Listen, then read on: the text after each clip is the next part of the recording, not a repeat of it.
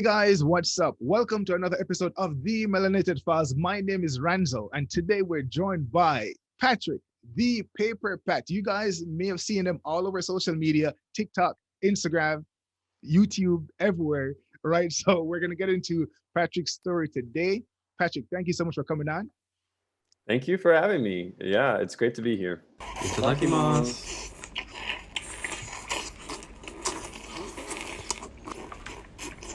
Isn't that hot? Okay.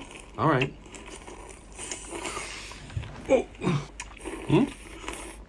Sorry, I have a sensitive tongue. Cat tongue? Ah, nekochita. Yeah, that. I want to talk about your presence on social media and what Mm. that's like, right? It's because for myself, people usually come up to me and ask me about, like being on YouTube and stuff like that. So it's a sort of like Mhm. people use the word famous, which I don't think I am. I'm like, okay, I might be a little bit Mm. popular, like a little bit, but famous, Mm. I'm not sure. Like, so I've Mhm. never seen someone that I can actually have a discussion about that Mm. with, right? So Yeah, I'm like, yeah. okay, you're kind of like in a similar position, even more so than I am. So I wanted to just ask, like, what's that like?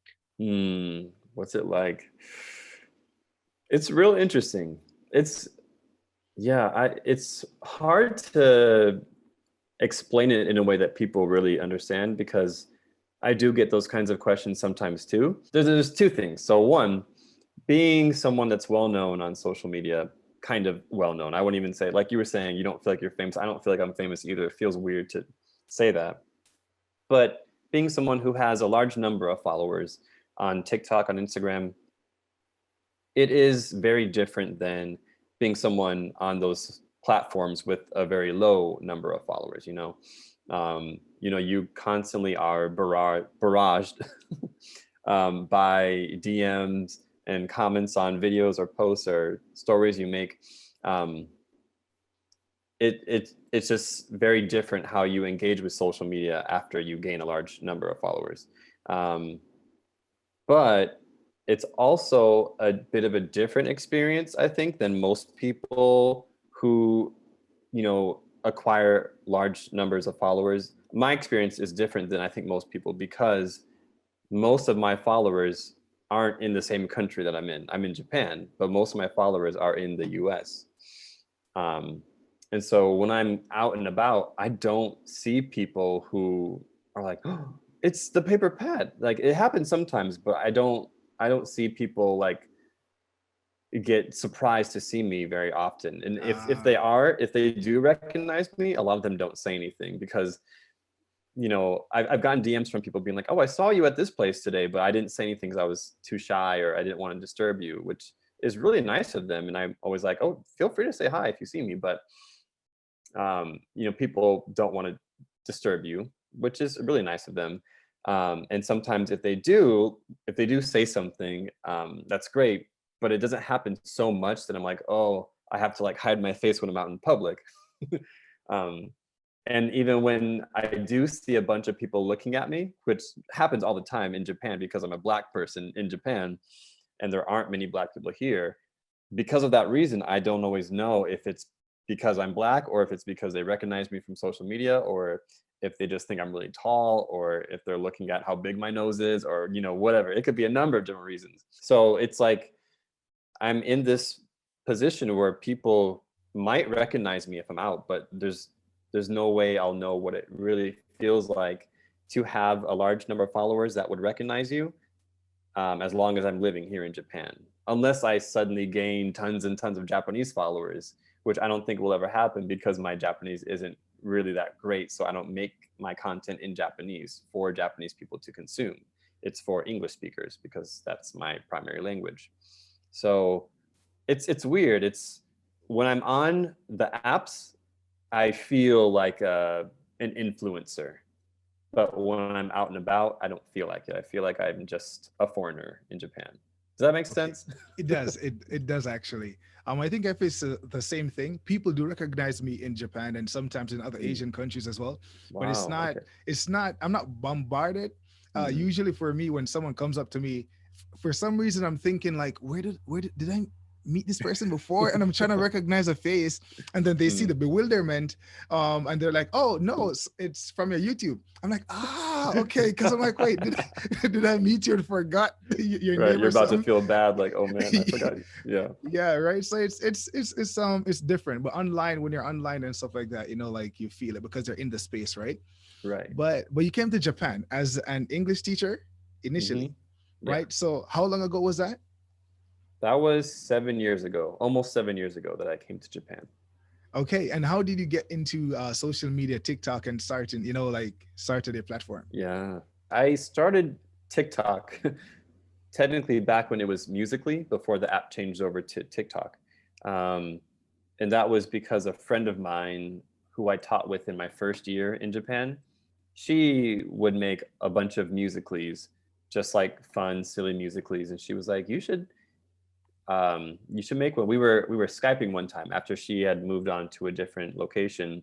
We were catching up, just Skyping with each other, and she was like, let's make musicallys. And I was like, I'm not really, like, that's not my thing.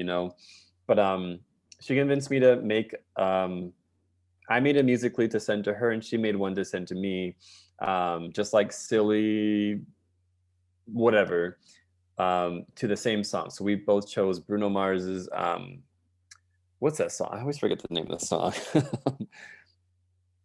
It's a Bruno Mars song. And we both just did like different style videos to that song. And so I made the video, I sent it to her. It was funny. Like, she sent me hers. That was that. I kind of forgot I had TikTok after that, or Musically, I guess. I deleted the app, forgot about it for the next like 2-3 years. And then another friend of mine who was really into TikTok after it had changed over to TikTok, she she also said to me, Patrick, you should get on TikTok and make some TikToks. So at my school, I used to live in Sendai, Japan. I live in Tokyo now, but I used to live in Sendai. And at my school in Sendai, I used to make these silly little dances for the kids to learn as we would practice these different songs. And so I was kind of known for being like the dance guy. I would make tons of dances and stuff. And I really enjoyed dancing. And so my friend was like, you should start doing dances on TikTok, because a lot of people make dances or just dance for fun to other people's dances, and they get really well known on the app for it. So you should do that. And I was like, I don't know, like, it's kind of not my thing, like I said before. But after a few months of her talking about it, I was like, okay, maybe I'll give it a try. And it wasn't at all with the intent to become famous or anything like that. It was just like, I like dancing, so I just want to do some dances. It'd be fun, maybe. So I did one, and it was it was fun doing it, but the video didn't do well. And then I did another dance afterwards, and it didn't do well either. Then another dance and another one. And the first few TikToks that I made were all just dances, which were really fun to do, like these dance trends that TikTok has. So I would learn them and do them, and I'd do like multiple takes because I would mess up, this part or this part over here. So it would be like a whole hour-long procedure trying to do this little 15-second dance for TikTok. But it was fun. I was like, that's kind of fun. I get why people are into this. But I started to realize that there were lots of other different kinds of content that people would make on TikTok, like skits. And I would find those skits really funny. Like, you get sucked into TikTok when you start watching videos because they're just so funny. People are so creative with their stuff. And so I started to try to make my own little skits to go, with these audio sounds, these little sound bites or whatever. And it was even more fun than the dancing. So I was like, this is really fun. And I just kind of got sucked into just making silly little skits and sometimes dances every now and then. And nothing ever really did well. And again, not that I was wanting it to do well, but I was like, okay, dancing is kind of, especially the dance videos, they would do really, really poorly. And I was like, okay, I guess that's just like not something that people are into for me. Maybe I'm not that good at dancing. And I would see other people dancing who were really, really good. And I was like, okay, yeah, I definitely don't compare to them. Maybe I'll just stick to my little skits. But eventually, something would come along that would do really well, and go kind of like semi-viral on TikTok. And I was like, oh, wow, this is weird. So this is what it's like when I would see other people's videos that would have hundreds of thousands of likes. I was like, oh, so this is what it's like, seeing all these comments from people. And, I would try to respond to them all in the beginning, which I definitely don't do now because there's just way too many comments. And yeah, over time, I would say from the months of October 2019, that was when I started, October 2019, until maybe February of 2020, it was like a very slow climb. And then I had my first really viral video that took off, which was me going to a Japanese public bath and just taking a video of what the inside of the building was like, in the process, taking off your shoes, putting your shoes in the locker, getting your ticket. I showed the locker room, which you're technically not supposed to do, but nobody was in there, so it was fine. And I didn't show the bath because there were people in the bath, but I just kind of showed a brief little snippet of what it's like, and that just blew up. People were really interested in that part of Japan that they had never heard of before. And that got me up to almost 100,000 followers. And then I moved from Sendai to Tokyo in April of that year. And every month after that, I would jump up to another 100,000 followers for a good couple of months anyways. And so, yeah, it just kind of started out like a random thing that I was doing kind of for fun, and turned into something that a lot of people have been affected by, hopefully positively, I think positively. And they really enjoy my content. So I enjoy making it for them. Okay, so now you're at 1.4 million followers on TikTok. Yes. Right? Yes. So I think we're gonna show maybe the people that are watching a little clip, right? Okay. So guys, hang on to your seats. We're gonna show you a clip right now. Are you got me?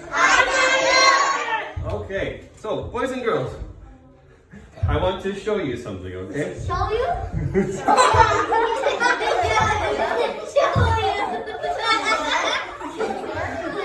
Not show you. Show you. Oh, Japanese.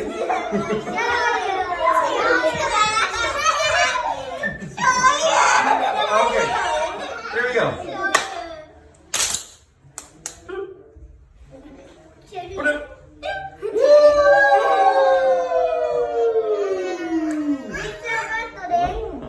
Haha, no, I'm not a gorilla. But do you know why I'm brown, boys and girls? Who can tell me?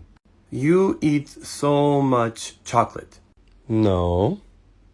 You in sun for so long time. No. You is America people? Yes, but no. You is Africa people? No. Because of melanin, you got lots of it, we don't. Oh, yes, actually. Wow. I was hoping to actually learn something today. I hope you guys enjoyed that. So tell us, Patrick, what type of content do you produce on TikTok? Yeah, it's a wide variety of topics. Basically, I still do my dances every now and then, but I also do, funny skits kind of about my experience here in Japan, whether that be just out amongst Japanese people, or whether that's in my classroom with my students. So a lot of them are about my students and the experiences I have with them. I also do story time videos where I just explain something wild that happened to me here in Japan, or in the classroom again. Occasionally I'll do videos where I'm just showing something like the Japanese public bath video that I mentioned. Just a few weeks ago, I did a bike ride. I was biking home from work and I just filmed my bike ride home. Yeah, story times, dances, skits, kind of like a touristy type video showing off something. Yeah. Yeah, I think what you said earlier is usually how it goes. Friends or family members usually tell us about social media, like, "Oh, you should do this on social media." Because when I was doing live streams primarily first, and Yeah. then someone that watched me was like, "Hey, you should do YouTube." And I'm like, okay. That's literally what I said. And I started doing vlogs on YouTube, and then I started Mhm. this channel, right? So usually it seems like someone that we know or that you know tell you about it, and then that's how you get on it. It wasn't like, oh, Mm. let me go on this thing for fame or whatever. It's just someone suggested it, and you're Right. like, hey, okay, let me just do it, right? And then as you said, the Why not? motivation, Yeah. right? And the motivation wasn't to get popular. You just did something that you thought was fun, and Mhm. it just happened, that serendipity, I guess, and you just blew up and you're doing it. And that's how it is usually. People Yeah. sometimes try to like break it down to a science, like, oh my, how? I'm like, Yeah. do what you enjoy and love, man. Just let it flow. Exactly. And advice, I guess, if you want to share something for TikTok hopefuls out there in the social Yeah. media sphere.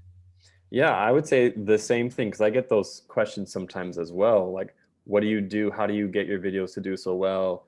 I actually had just a few days ago a friend that I used to go to church with when I was in China. I used to live in China and teach English there, Oh, and he knows of my account, my TikTok account, and he mentioned me in like a business meeting for his company, because I guess they're maybe thinking about going into TikTok, his like company, and they need advice on how TikTok works and what works for me. So he mentioned me, and they're gonna possibly have me like chat with them about what works and what doesn't work. But basically, yeah, I always say to people, do what you want to do. Don't do what you think you need to do to get followers. Do what makes you happy. Talk about or showcase or whatever content that is interesting to you. Because if it's interesting to you, then you're going to want to continue to make content about that thing. And you might not have a huge following of people who are also interested in that, but you will, and definitely not in the beginning. You'll start small, but you're going to start with a group of people who like what you like. And so when you make more content about that thing that you like, those same people will stick with you. And then there'll be hopefully more people and more people that will, join that group.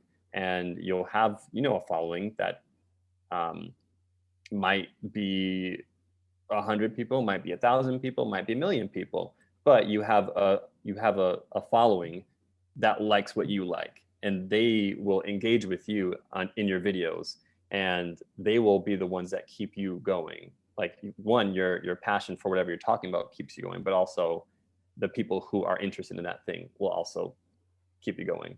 So I would say don't worry about trying to do all the latest TikTok trends and dances and use all the coolest sounds and whatnot in TikTok. Just post what you are interested in posting, and people will stick with you. yeah, that's what I think as well. I think on social media, when you try to be famous or popular, it can be pretty taxing on your brain and your Yeah. mental health, probably. Because a lot Hmm. of people grind. I'm like, and because they have this goal in mind. I'm like, no, this goal in mind, I should say. I'm like, y'all are doing it the wrong way. No, you're chasing the Hmm. wrong thing. Yeah. But what you're saying is very, very true, right? So I want to Hmm. talk a little bit about your experience in Japan, being a black man, of course, and also in Hmm. China, right? Hmm. Yes. So can you compare and contrast your experience in China versus Japan? Let's go. Ooh, wow. Um, so yeah, I was in China for 3 years, and I've been in Japan for almost 7 years. Um, the first thing off the bat that's different, very different about the two countries, is obviously the language. As I mentioned before, maybe it was before we started recording, I'm not sure, but my Japanese is not the best. And I've been here longer than I was in China, obviously, but my Chinese, I was able to progress in my Chinese much quicker than I've been able to with Japanese for a few different reasons. One being that when I was in China, I was taking classes every week for 2.5 years. 2.5 of those 3 years, I was taking classes because I had the time to do it. And another reason was the language, the grammar of the language, Chinese, is very similar to the grammatical structure of English, as to where Japanese is not, very much not. And so it makes it hard to like really nail down how to say phrases and sentences in Japanese. And then going back to the time thing, I just didn't have enough time when I was living in Sendai for 5 years to really devote to studying Japanese. So my Japanese just kind of improved extremely slowly over the course of time that I've been here, as opposed to China, where it grew much quicker. So that's one big difference. Another big one for me is the confidence level of the people in each country. Chinese people are much more confident when it comes not only to speaking English with foreign people, because if they have some English ability, a lot of them will try to talk to you. I'd be on the train sometimes in China. I was in Beijing, China. And so there were a lot of people who were interested in learning English because there was a large foreign population there, being the capital of the country. And so sometimes I'd be on the train and people would see me and say, hey, do you speak English? Well, they'd usually say first, are you from Africa? And I'd say, no, I'm from the US. And they would say, oh, okay. So can I practice my English with you? You speak English, right? Can I speak English with you? And I'd say, sure. And I was able to make a lot of Chinese friends while I was in the country because people were just more confident with speaking. But also, they're more willing to talk to you as a foreigner, even in Chinese. Like they might not know that your Chinese is really, really poor or really good. They might not know where you're at, but they're not going to shy away from talking to you and trying to figure out, where you're from, what's your story, because they're interested, they're curious. And in Japan, people, regardless of whether they can speak Japanese, or if they can speak English or not, they're not really going to say much to you unless it's like a service, like you go to a bank or, a konbini or something, when they have to talk to you. People don't approach you and ask you questions about your story, whether in Japanese or English, because Japanese people are just more reserved, more shy, they keep to themselves, That's just the culture here. And so that was one big thing I noticed. It was hard to make friends because Japanese people just aren't as open and aren't as willing to engage with you because you're an outsider. But even with, I feel like other Japanese people don't really, they're not as outgoing. They're just not as outgoing as Chinese people are. So, and again, even if they have an English ability, they're going to feel like they can't speak it well. And they will tell you, oh, my English is very bad. And they won't want to try with you when actually their English might be really good.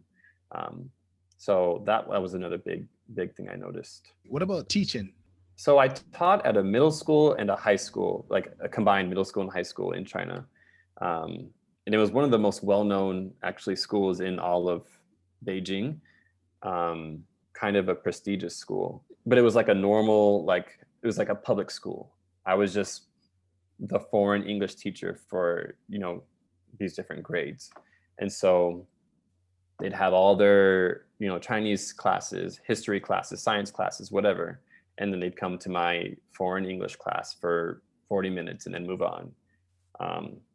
And so I didn't have as much time with the students, and I taught more of them at once. Like I had, I think, 4 different middle school classes and then like 3 or 4 high school classes that I would teach throughout the week. And so it was a lot of students I was seeing throughout the week and not as much time to get to know them really. But we would have office hours where there'd be like 2 or 3 teachers, foreign teachers from my department in the office with like English books and English games that the students could come in and play with us or talk about with us, or they could like ask us questions about their homework, or they could just like chat about life. And those were some of the moments that I really, really treasured from my time in China, just getting to know students through those office hours because I didn't always have that much time with them in the classroom. And then Japan, I've only taught in private schools in Japan so far. My school in Tokyo now is really similar to the one I taught at in Sendai. It's just much smaller, but it's a kindergarten, private kindergarten that also offers after school English classes to elementary students. And in Sendai, also middle school and high school students, like English after school classes. So because these schools aren't like a public, like the style, the structure of like a public school, when the kids come to me, well, when the elementary students would come to my class, they would come just to me.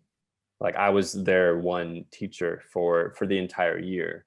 They weren't hopping around to different classes, and we'd go on like trips together in the summertime or in the fall. So it felt more like I was their like teacher.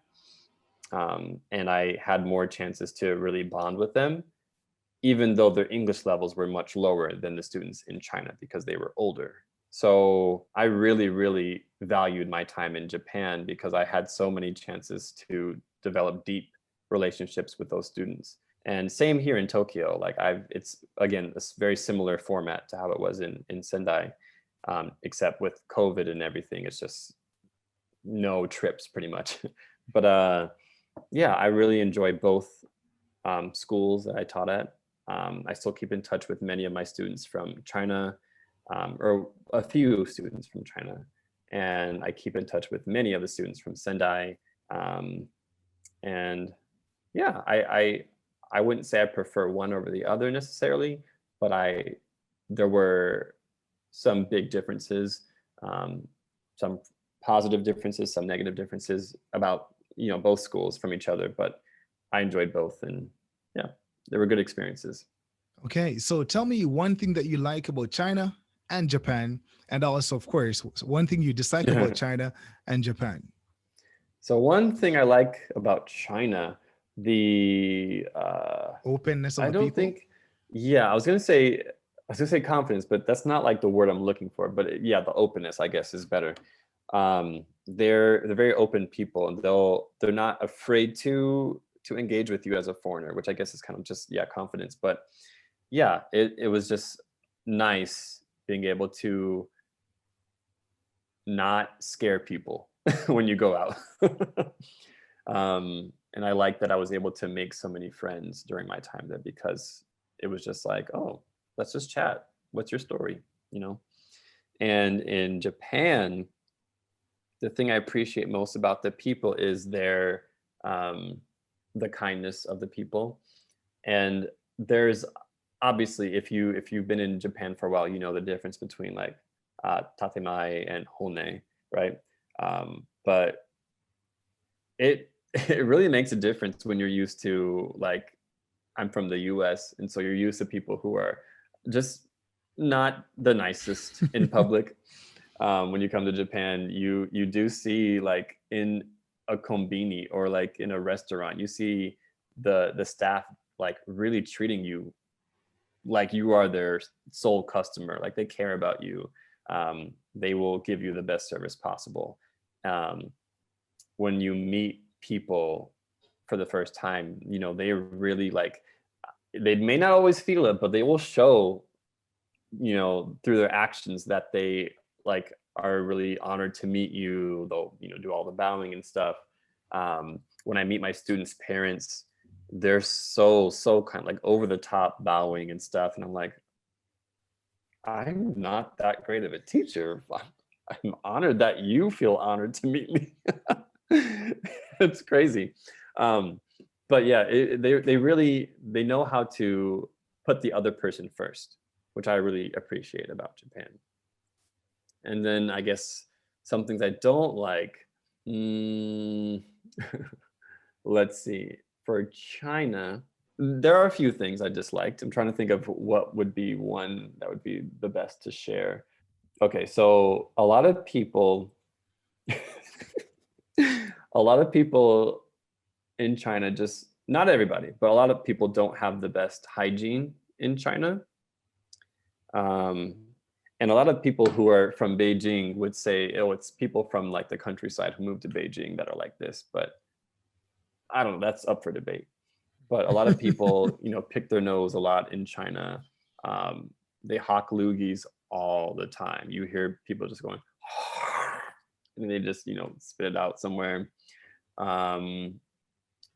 The babies, they don't usually, I don't know about all babies, but a number of babies in China don't have diapers. They just have these like pajama looking one pieces that they wear with a flap on the butt that you can like undo and pull down, and the baby will just like poop somewhere like outside of a restaurant, in like a little patch of trees or bushes or something. Wow. And so you see things like that and you're like, I can't deal with this. But I did for 3 years because there are other like really positive things about China too, so it's like a balance. But that was probably like the biggest thing for me, the hygiene. So wait, so that happens. I saw a video a long time ago. I thought it was just like maybe extreme or stage. That happens. It happens. It definitely happens. Wow. Okay. And so as a result, you get some smells in China. There's some smells going around that are strong. That's for sure. In Japan, I don't like how foreign people, regardless of how well they've acclimated to the country and the culture, how well they know the language, no matter what, foreign people are always kind of seen as outsiders, and they can never really feel like a part of Japan. And that's not necessarily something that I'm trying to do. Like I want to acclimate as much as possible while I'm here, but I don't plan to stay here long term.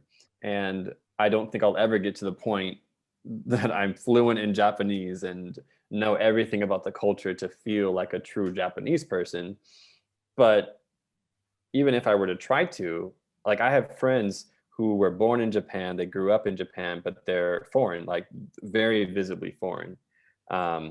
And they have experienced the same thing, like just being othered, not feeling like the people accept them as a part of the Japanese society, So that's something that it's a bit discouraging when you're trying to invest time in the language and things like that. It's like, well, I know they're never really going to accept me. Like they accept you, like they're not rude to you, but you will never really, in their eyes, be on their level, kind of. I know that's kind of hard to explain, but do you get what I mean? Indeed. Okay, so what about just like being a Black person specifically? What's that experience like? Just maybe you can compare briefly China and Japan. Just being a Black man. Sometimes it's pretty similar in that I would say Chinese people would be very like surprised and like excited about the fact that I'm Black. Well, I guess when I was in China, it was during the Obama years. So a lot of people would be like, oh, you look like Obama. They would call me, some people would call me Xiao Obama, which is little Obama, even though I don't look anything like him. And so they would always be really excited. And a lot of people would think that I could play basketball, those kind of stereotypical things that you get sometimes, which interestingly enough, I don't get in Japan. No, people don't really expect me or ask me at least if I can play basketball, but it happened all the time in China. But people are generally like happy to see me, I guess. Not see me, but like if they talked to me, they'd be like, wow, you're the first Black person I talked to. It's so cool that you're Black. And in Japan, it's more because of the reserved culture. I don't always know what their reactions are to me, like internally. It seems outwardly that they're just, they stare all the time. And this happened in China too. People stared all the time. I would say they stared more in China than they do in Japan because Japanese people are more subtle with it. They wait for you to like not look and then they'll look at you. In China, they'll just stare at you regardless of whether you're looking or not. So the staring is about the same, maybe in some ways, but I don't know if Japanese people are like happy about me being here as a Black person. I don't necessarily think that they're scared of me either. Chinese people, I never got the impression that they felt scared. But in Japan, I guess there have been a few times where I felt like, oh, I think I just scared that person just by like walking by them. Like they didn't see me coming and were like, they got that look on their face. Like, I'm sorry. Yeah. Not too different, but also at the same time kind of different. I think they're okay with me. Like a lot of people ask me on social media, like, should I be worried about going to Japan? Because I've heard there's lots of racism in Japan. And there definitely is racism here, but you're generally not going to experience like anything that happens in the US, like the extreme stuff that happens in the US. You're not going to experience that stuff here as a Black person. You're not going to be, you know, handcuffed and dragged away by police because someone accused you of something. Like that's not going to happen to you. Yeah, they're very kind people here, even to Black people. So would you return to America after leaving Japan, or you feel like you would just go to another country? Or I think I would return to the US. Yeah, the main reason I want to go back eventually is because of my family. My sister has a little boy and girl, and I haven't been able to really be around them in their early years, and I want to be present as an uncle, at least somewhat present as they grow up, you know. So I want to move back at some point. So after Japan will probably be the US. okay, so I think this might be my final question. Okay, so being a Christian on social media, what is that like? Yeah, it's been interesting because for the longest time I didn't have anything in my profile about it. And I've made TikToks that kind of allude to different things regarding my faith. I've mentioned church in a few videos. I made a post a few weeks ago saying like, here are some things that you might not know about me. Number one, I'm a Christian. That was like a not a shock, but that was something that a lot of other Christians commented on. They're like, oh, I didn't know that, or like I thought you might be. That's so cool. So like I've said it before on my Instagram page anyway. So like people who, and actually my profile now on Instagram says, you know, TikToker, a model, teacher, and I put believer in the front. So like if you go to my page, you'll see that I'm a believer or I'm a Christian. So anything else you'd like to share with people who are watching? Like any final thoughts? I have merch coming out soon. Right. And it's been a long time coming. It's been a long process getting it already. It's almost fully realized, but I just need a little bit more time and I can finally share that with everyone. And I do have another long-term plan that I think would be like the best of everything, but that is very, very much in the early like planning stages. So, but there is stuff coming in the future, like bigger stuff, hopefully sooner rather than later. For those people who don't know, where can they find you online?